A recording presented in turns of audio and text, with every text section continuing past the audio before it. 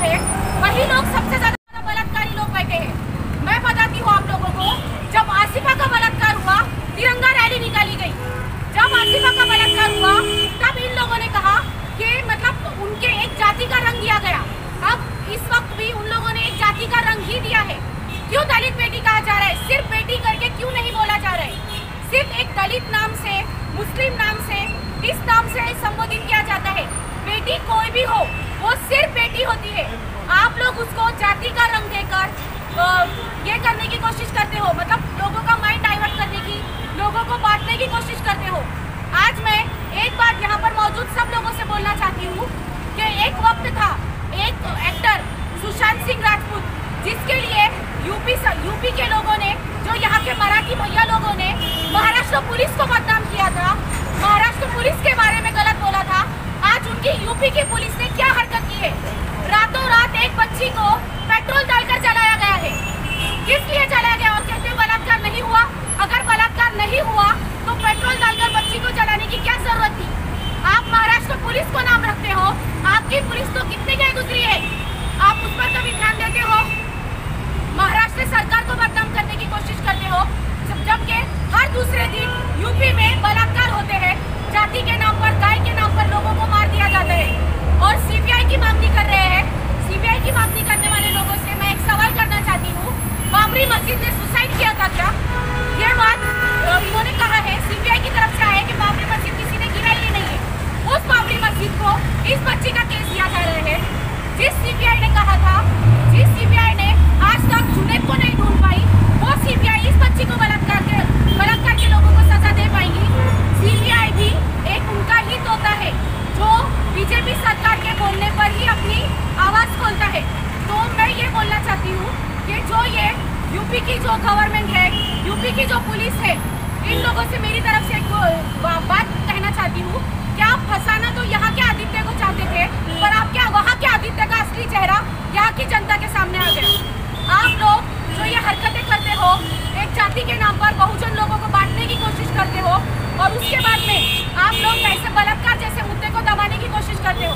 आज भी आप लोगों ने देखा कि जो लोग आसिफा के बलात्कार के वक्त तिरंगा रैली लेकर आए थे, आज वही लोग इस बच्ची को इंसाफ दिलाने की बजाय उस चारों आरोपियों को बचाने के लिए उन लोगों की जमातें पूरी तरीके से तैयार बैठी है। वो लोग आंदोलन ले रहे हैं कि उन चारों को कोई सजा ना हो, वरना हम देखेंगे। और एक आखिरी बात मैं बोलकर अपनी बात खत्म करूंगी कि कुछ दिन पहले मैंने एक स्टेटमेंट देखा था कि ठाकुरों का खून गर्म होता है। उनसे मैं कहती हूँ, जिनका खून गर्म हो रहा है वो एक बार फूलन देवी को याद कर ले। जय हिंद, जय महाराष्ट्र। से शुरू करना चाहता हूँ। हैवानियत का कोई तलबगार ना होगा, हैवानियत का कोई तलबगार ना होगा, जालिमों का कोई तरफदार ना होगा। इस्लाम का सिर्फ एक कानून लागू करो, भारत में दूसरा बलात्कार नहीं होगा, भारत में दूसरा बलात्कार नहीं होगा। मैं बीजेपी सरकार का तीव्र निषेध करता हूँ, क्योंकि जी आप एक संत रहने के बावजूद भी आप महिलाओं को न्याय नहीं दे सकते हो। आप दे भी कैसे सकते हो कि आप खुद बे औलाद हो, आपको सरकार में बैठने का कोई हक नहीं था। इस देश की सरकार वही चलाए जिसको अपने बेटी से प्रेम है, जिसको अपनी औलाद है। सब बे औलाद आज केंद्र से लेकर जो उत्तर प्रदेश की सरकार कब तक बैठे हुए हैं। ऐसे लोगों का हम तीव्र निषेध करते हैं जो जातिवाद की बुनियाद पर सरकार चला रहे हैं।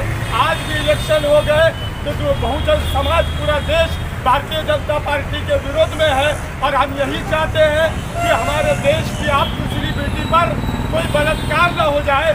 मैं सीधा योगी सरकार, बीजेपी सरकार से कहना चाहता हूँ कि ये सीबीआई के बजाय महाराष्ट्र पुलिस को एक केस दे दे, जरूर मनीषा वाल्मीकि को न्याय मिलेगा। और हमें यकीन नहीं है आज सीबीआई पर भी, जो हमें हमारे महाराष्ट्र पुलिस पर यकीन है।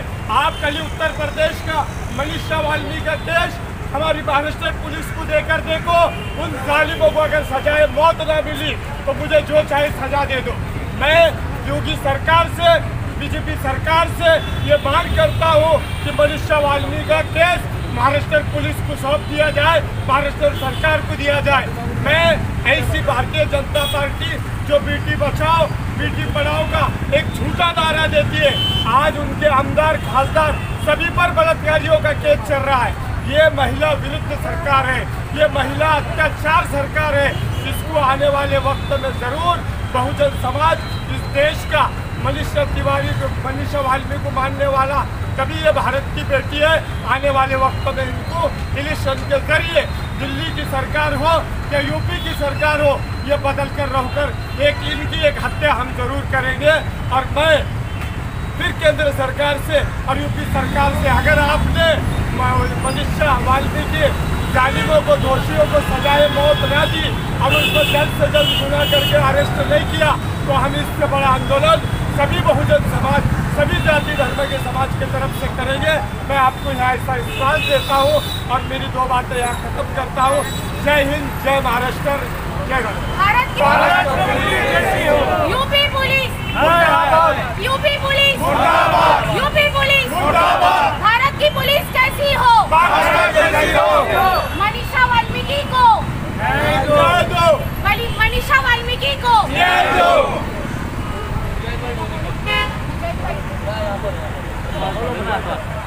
बुलाता है तेरा नज़ारा है हिंदोसिता मुझको, बुलाता है तेरा नज़ारा है हिंदोसिता मुझको, ये इबरत खेज फसाना है तेरा सब फसानों में। आज़ाद हिंदुस्तान की तारीख में आज तक हमारी बहू, हमारी बेटी, हमारी माएँ महफूज नहीं है। कभी फसादात में जिना बिल जबर के वाक़यात, कभी रात के अंधेरे में, कभी दिन के उजाले में, कभी ट्रेन में, कभी बसेस में, रोज आज तक ये वाक़यात होते आ रहे हैं। ये सबसे पहले इसकी जिम्मेदार हुक्मरान वक्त है। हम वाल्मीकि और मुस्लिम समाज से इस छोटे से प्लेटफॉर्म पे हुकूमत हिंद और यूपी गवर्नमेंट से आवाज़ देते हैं कि इस तरह से इनको जिना बिल जबर के जो वाक़यात हो रहे हैं उनको कंट्रोल कीजिए, और जो कोई इस तरह से वाक़यात करता है उन्हें कड़ी से कड़ी सज़ा दी जाए। अगर आप उन्हें कड़ी से कड़ी सज़ा नहीं दे सकते तो आप उस कुर्सी पर बैठने के लायक नहीं हैं, आप उस कुर्सी से हट जाइए, आप नाअहल हैं। जब तक हमारी आवाम पब्लिक रास्ते पर आएंगे नहीं, हम लोगों को समझाएंगे नहीं, लोगों के जहन तब्दील नहीं करेंगे, तब तक यह सरकार उठने वाली नहीं है। हमें सबको एक प्लेटफॉर्म पर आके इस आवाज़ को बुलंद करना पड़ेगा। हम देखते हैं कि मोहम्मद सल्लल्लाहु अलैहि वसल्लम के ज़माने में भी किस तरह से एक सिस्टम, एक निज़ाम आप सल्लल्लाहु अलैहि वसल्लम ने कायम किया था। एक नौजवान लड़की आप सल्लल्लाहु अलैहि वसल्लम के पास आती है और कहती कि मेरे को ज़िना हो गया, मुझे सज़ा दीजिए, तो उससे संसार किया जाता है। उसको एक खौफ था, एक ज़रूरत इस बात की है कि उम्मत मुस्लिमा भी हमारे आप सल्लल्लाहु अलैहि वसल्लम का पैगाम, खुदा का तस्वुर हमने लोगों के सामने नहीं दिया। आखिरत का तस्वुर भी हमें देने की ज़रूरत है कि इस दुनिया में हम जो कुछ कर रहे हैं इसका जो वर्णोत्तर जीवन में हमको इसकी पूछ होगी। जब तक ये तस्वुर, जब तक ये पैगाम आगे नहीं आएगा, ये पब्लिक में, ये आवाम में जो है ना ये बातें आती नहीं होंगी। इसकी असल वजह शराब है। हम हुकूमत हिंद से ये दरख्वास्त करते हैं कि सबसे पहले दारू यानी वाइन को बैन कीजिए। जब आदमी शराब पीता है तो उसमें एक हैवानियत आ जाती है। हैवानियत आने की वजह से इस तरह से जो है ना वाक़यात जो है ना गलत काम, जिना बिल जबर, गलत का जो वाक़यात होते हैं, तो सबसे पहले उसका वजह यह है कि शराब पर, दारू पर पाबंदी आयद की जाए। कई साल से लोग सड़कों पर आ रहे हैं, हमारे घर उजड़ रहे हैं शराब की वजह से, इस वजह से ये वाक़यात हो रहे हैं। हम हुकूमत हिंद, यूपी गवर्नमेंट से दरख्वास्त करते हैं कि शराब पर पाबंदी आयद की जाए। शराब पर पाबंदी आयद होने के बाद ये तमाम वाक़यात खत्म हो जाएंगे। इतना कहते हैं मैं अपने दो अल्फाज खत्म करता हूँ।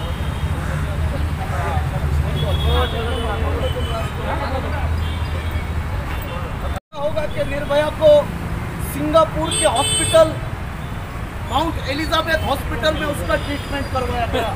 जब एक ब्राह्मण की बेटी के साथ बलात्कार होता है तो उसका इलाज सिंगापुर के माउंट एलिजाबेथ हॉस्पिटल में किया जाता है। और एक और बेशर्मी वाली बात, जब निर्भया का डेड बॉडी सिंगापुर से भारत लाया गया तो उस समय समय के भारत के प्रधानमंत्री मनमोहन सिंह ये एयरपोर्ट पे हाथ जोड़कर उस मरी हुई बेटी को अभिवादन करने के लिए खड़े थे।